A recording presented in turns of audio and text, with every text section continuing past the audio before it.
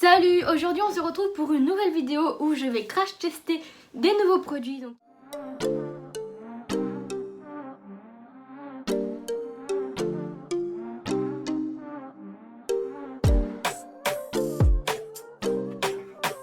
Ils attendent depuis un petit moment, donc là j'ai enfin le moment de les tester. Donc je vais faire ça tout au long d'une journée pour voir l'évolution du produit sur ma peau, comment il va réagir, comment il va se transformer et du coup pouvoir vous donner un avis pour ce premier test.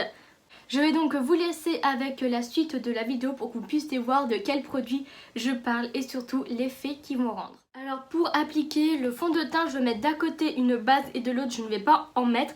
Donc là je vais utiliser celle de chez Catrice qui est la No More Red. Hop, donc je vais mettre de ce côté là.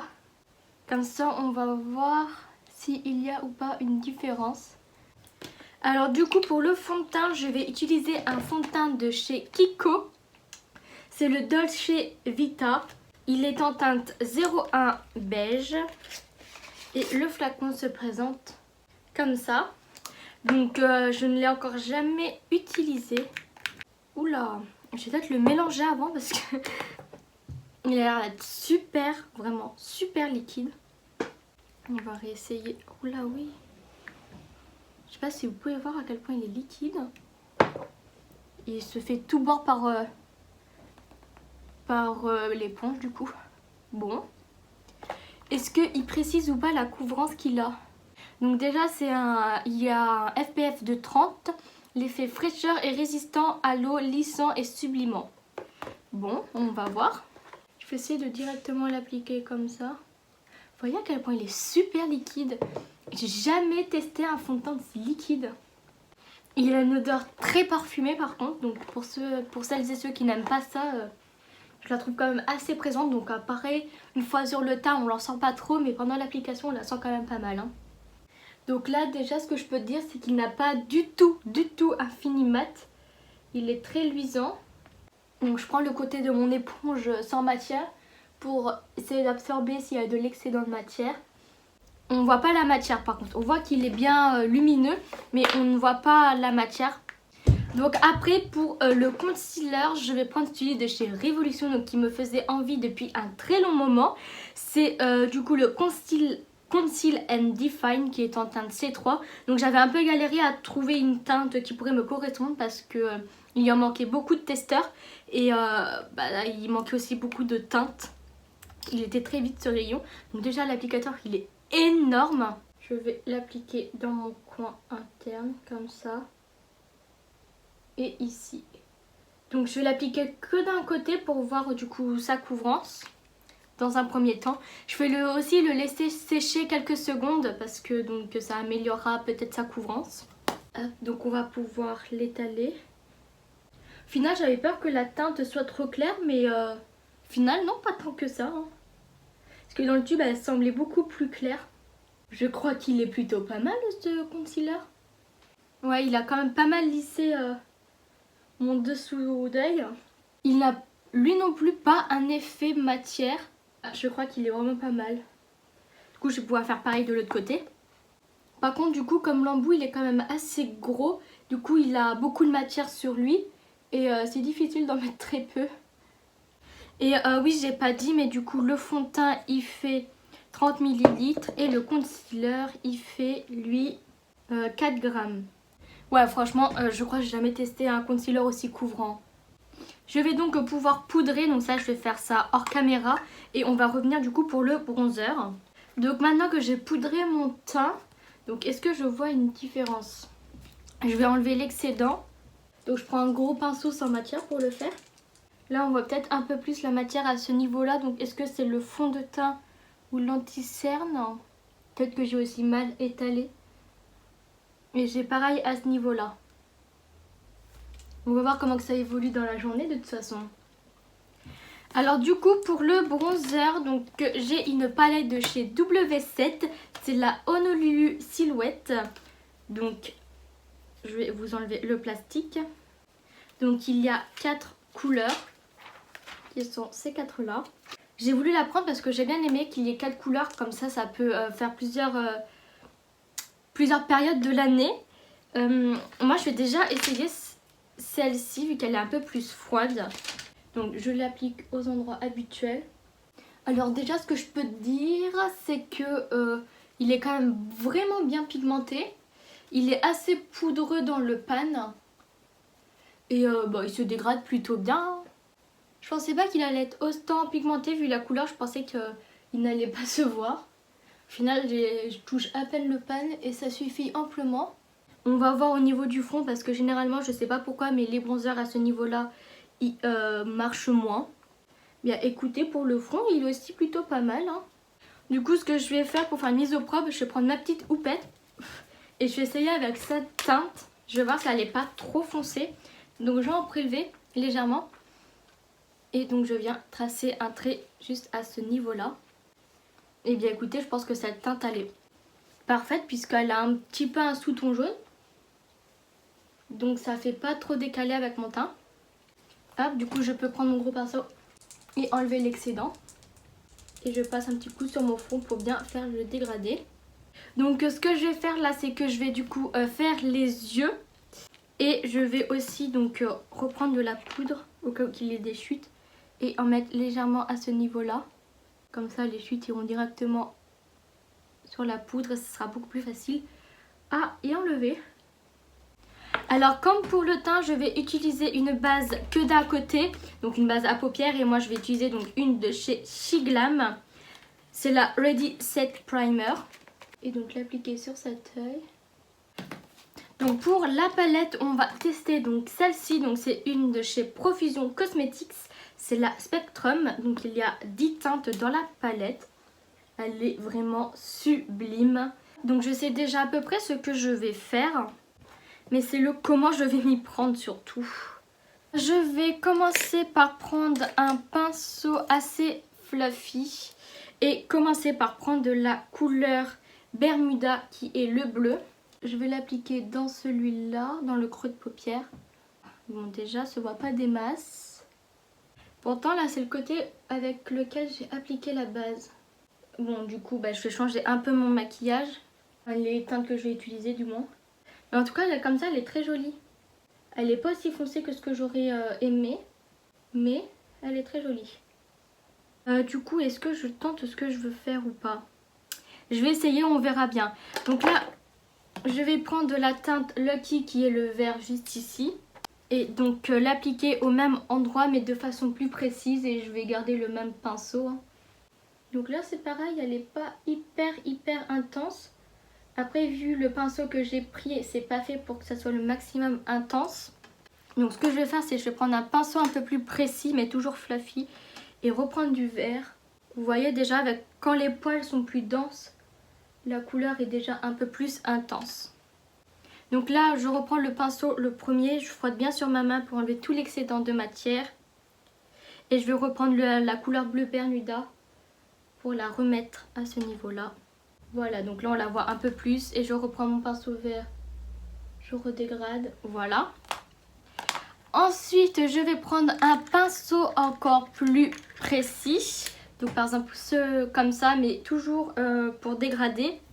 Et puis là, je vais prendre la couleur Peacock qui est juste ici. Donc de base, je devais utiliser celle-là, mais là je vais plutôt utiliser celle-ci. Et donc vous l'avez compris, je vais faire le même principe, mais encore plus précisément. Quand on les voit dans le pan, on s'attend à des couleurs beaucoup plus flashy. Mais je trouve quand même qu'elles se dégradent super bien, qu'elles se mélangent bien aussi entre elles. Et qu'il y a quand même un minimum d'intensité. Enfin, on peut en faire quelque chose. Et en plus de ça, l'intensité est quand même modulable. Hein. Donc j'étends légèrement mon maquillage. Et en même temps, du vert foncé, je vais en mettre dans mon coin externe. On va donc pouvoir passer à l'autre œil où je vais faire le même principe de maquillage mais avec des teintes différentes. Donc je reprends un pinceau bien fluffy. Donc je vais essayer donc déjà avec la couleur Marigold, Marigold, donc le jaune. Et je vais l'appliquer dans mon creux de paupière. Donc là du coup c'est le côté sans base. Hein. Eh bien écoutez, je trouve que pour qu'il n'y ait pas de base, le jaune il se défend bien. Parce qu'un jaune c'est difficile d'avoir un résultat. Mais là, même s'il n'est pas super opaque, quoique, on le voit pas mal. Hein. Ah oui, il est vraiment pas mal là, le jaune. Il est très joli. Donc je l'emmène bien vers l'extérieur en dégradant. En caméra, j'ai l'impression qu'il se voit un peu moins que ce que je vois moi. Ensuite, donc pour intensifier, je reprends encore une fois un autre pinceau. Et là, je vais prendre de la couleur Rave, qui est un rose. Et comme pour les autres, je l'applique plus précisément. Ah, j'aurais pensé qu'elles auraient eu un peu plus de mal à dégrader ensemble. Mais ça va. Ça va. On arrive quand même à les dégrader. Hop, je vais pouvoir reprendre mon jaune pour bien faire le dégradé entre les deux couleurs. Pour l'instant, j'aime beaucoup, c'est très cool. Et reprendre un pinceau plus précis. Et là, cette fois-ci, je vais utiliser la couleur Rain qui est le violet. Le dégradé de couleur, il est super joli. J'aime beaucoup. Ce qui est vraiment bien avec ces fards, c'est que ils se dégradent super bien ensemble. J'ai quasiment rien besoin de faire. Que le dégradé se fait limite automatiquement. Donc ça c'est plutôt cool hein, parce que c'est de dégrader des teintes comme ça entre elles qui ne se dégradent pas ensemble. C'est tout sauf une partie plaisir parce que là j'ai quand même utilisé des teintes pas faciles à travailler. Donc tout ce qui est violet, bleu et vert. Et pourtant là comme vous pouvez le voir, le dégradé il est juste sublime. Donc je reprends quand même mes couleurs précédentes pour bien finoler le dégradé. Vous voyez, il y a tout qui se fait bien. C'est trop bien. Donc là, je vais utiliser un pinceau plat et une base à paupières. Enfin, un concealer pour faire un cut crease. Donc je prends une teinte claire. Je vais l'appliquer à ce niveau-là. Je l'étire vers l'extérieur. Et je peux venir déjà commencer à dégrader avec mon doigt. Et s'il le faut, je reprends mon pinceau violet. J'en réapplique dans le coin externe. Et je dégrade comme ça. Je vais donc faire pareil de l'autre côté. Je fais le même processus bien évidemment. Et du coup sur l'encart que j'ai fait là de base, je vais utiliser l'highlighter de chez Catrice qui est en teinte C01 Sparkle of Joy. Et je vais donc l'appliquer là-dessus. Je vais y faire directement au doigt, comme ça je vais avoir directement l'intensité voulue. Et en même temps je l'appliquerai aussi sur mon teint pour que ça fasse un rappel. Pas très évident avec mon ongle. Je prends pinceau violet pour dégrader en même temps. Hop. Et le pinceau vert pour également dégrader. On va donc pouvoir passer au ras des cils inférieur. Et là ça va être très simple parce que je vais tout simplement reporter les couleurs. Mais avant ça je peux enlever du coup la poudre. Je vais commencer de la couleur la plus foncée à la plus claire. Donc je peux prendre mon violet. J'y dépose près de mon ras des cils. Là je vais pouvoir aller terminer mon teint et on va se retrouver, je vais essayer de faire de mon max pour qu'on se retrouve un maximum de moments dans la journée pour que je puisse vous faire un update sur le maquillage, sur sa tenue. Donc j'ai fini de faire mon teint vers, il était même pas midi et maintenant il est bientôt 18 h.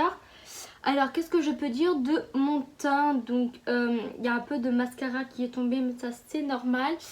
Le concealer il a beaucoup filé dans les plis. Mais au niveau du fond de teint il n'a pas vraiment bougé. Donc je commence légèrement à luire. Mais pour l'instant je trouve que c'est bon. Il y a juste le concealer qui notamment de ce côté est parti un peu plus dans les plis. Mais quand je regarde de loin, mon teint n'a pas bougé pour l'instant. Peut-être légèrement au niveau du nez où qui fait un peu plus effet matière. Et peut-être au niveau de cette partie-là. Mais sinon, mis à part ça, je trouve que il n'a pas vraiment bougé. Donc à voir dans les heures à venir.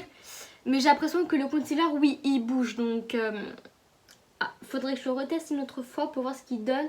Mais là, il est vraiment parti dans les plis. Je vais tester du coup le fond de teint un deuxième jour, même si entre temps je l'ai mis une ou deux fois pour du coup voir si mon avis aurait pas changé, parce que du coup la première application je n'ai pas été forcément très convaincue.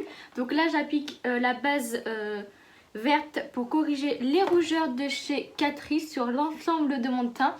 Donc je peux me permettre d'appliquer cette base parce que je sais que quand je l'applique avec mes fonds de teint habituels, ça ne change pas la tenue ni le rendu. Hop, alors du coup je reprends le fond de teint de chez Kiko et une éponge humidifiée. Donc là j'ai mis cette quantité et je vais m'en servir juste pour faire les deux joues. Déjà il a toujours une forte odeur de parfum.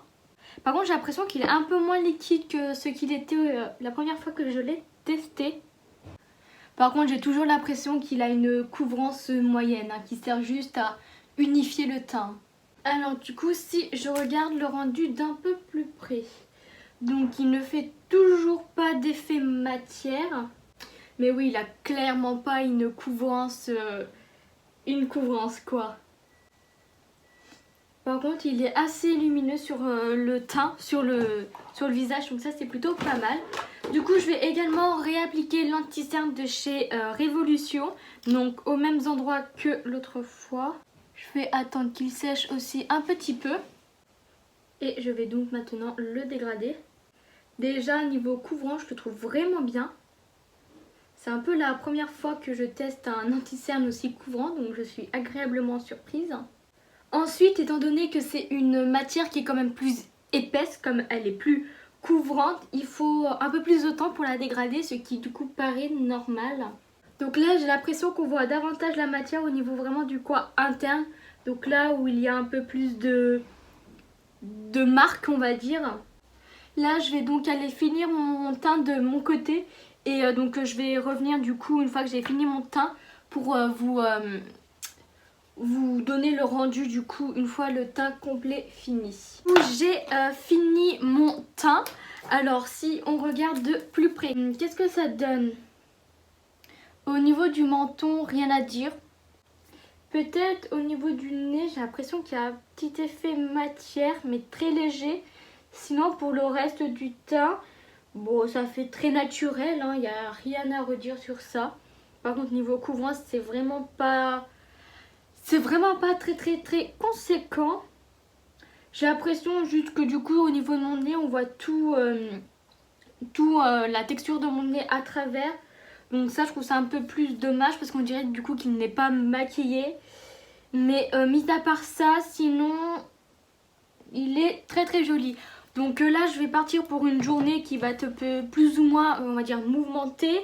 Et je vais donc revenir plus tard pour vous montrer du coup si ça a plus ou moins bougé. Là ça fait maintenant 10 heures que je porte le fond de teint et l'anti-cerne. Après avoir fait quelques efforts, je vais donc regarder au niveau de mon teint. Donc ça a filé très légèrement à ce niveau là. Au niveau du menton ça s'est effacé, mais je pense que c'est parce que j'ai dû effectuer des frottements à ce niveau là. Sinon même au niveau du front je brille, mais bon ça c'est un peu normal. Mais il n'a pas pour autant bougé, donc ça c'est plutôt pas mal. Donc au niveau de la tenue il est vraiment pas mal. Au niveau du nez j'ai plus rien il me semble. J'ai essayé de prendre un coton pour démaquiller mais je crois que j'ai vraiment plus rien. Au niveau de l'anti-cerne il a quand même un peu filé dans les plis. Mais je trouve que ça va. J'ai des anti-cernes quand je les applique, ils ont le même rendu. Donc bon, ça va encore. Alors là, j'ai un lait démaquillant et un coton. Donc je vais en mettre un petit peu, il n'y a pas besoin de tant que ça. Hop, et je vais donc regarder au niveau de mon nez s'il me reste ou pas du maquillage. Voilà je sais pas si vous pourrez voir. Voilà ce qui reste. Donc c'est vraiment très minime. Surtout que j'ai frotté au niveau de là où il y a eu l'accumulation qu'il y a eu légèrement. Donc vraiment j'avais vraiment plus rien sur le nez. Donc il y a aussi le fait que j'ai dû frotter aussi sur mon nez. Enfin j'ai frotté mon nez aussi. Mais bon, j'avais dit dès le début, j'avais pas l'impression qu'il y avait du fond de teint qui s'était déposé dessus. Et en effet, c'est pas trop faux. Du coup, voilà. Alors du coup, ma conclusion finale sur ce fond de teint, c'est que si on aime les choses légères, je pense qu'il est plutôt bien. Au niveau de la tenue aussi, donc moi j'ai, on va dire, la peau mixte. Je pense que c'est le bon adjectif pour la qualifier. Vous voyez, ça a légèrement brillé au niveau du front. J'ai des fonds de teint qui me font briller un peu plus. Donc il est plutôt pas mal. Pour moi, le seul truc qui me dérange au niveau de la couvrance, elle n'est pas très grande.